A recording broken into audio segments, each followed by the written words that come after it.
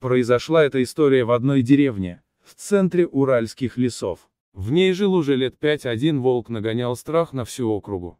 Он был настолько осторожен и хитер, что ни одному охотнику не удавалось поймать. Огромный кровожадный зверь часто нападал на домашний скот, а иногда даже бросался на людей, если они случайно заходили на его территорию. Среди местных жителей ходила легенда, что 5 лет назад двое пьяных охотников решили сходить в лес, чтобы доказать друг другу свое мастерство. Во время прогулки мужчины набрели на волчье логово. В нем была волчица и совсем маленькие волчата.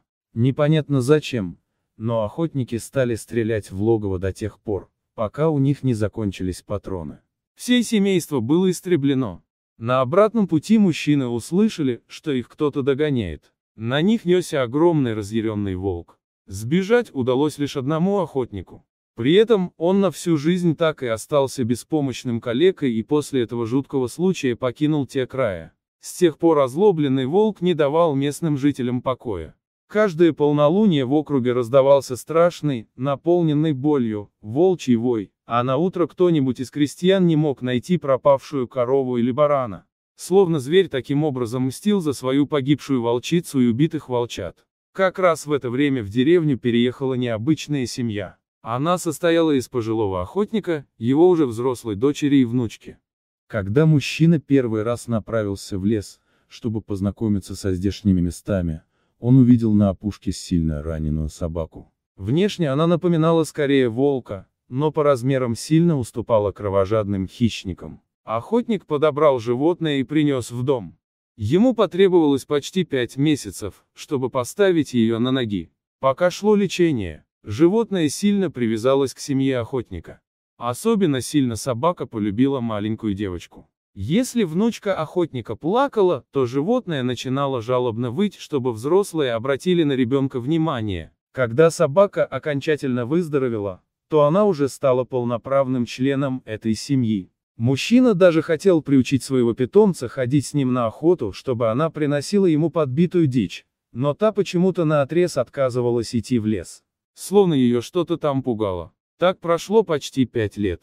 Однажды вечером, когда все семейство собиралось ложиться спать, взрослые заметили, что маленькая девочка куда-то пропала. Ее мать и дед в панике бросились искать ребенка. В доме девочку найти не удалось, они открыли дверь и выскочила во двор. В свете луны, вдалеке, они увидели силуэт ребенка. Девочка стояла около леса, но она была там не одна.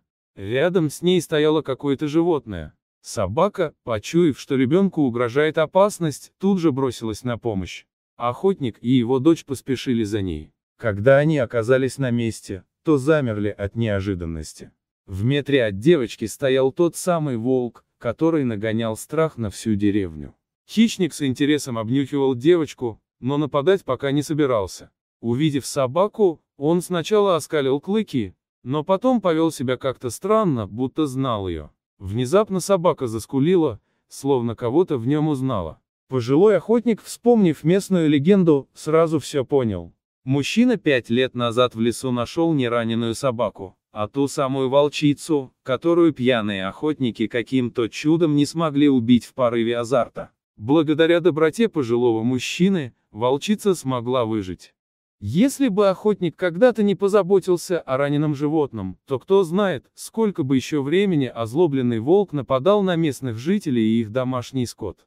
Всего одним добрым поступком мужчина помог своим соседям вернуться к спокойной жизни, а волку и волчице наконец-то найти друг друга. Мужчина вырастил волка несмотря на упреки соседей, спустя год зверь спас его от гибели. Если вам понравилась эта история, поставьте лайк и поделитесь ей со своими друзьями. Ну а мы постараемся рассказать вам еще много интересных историй.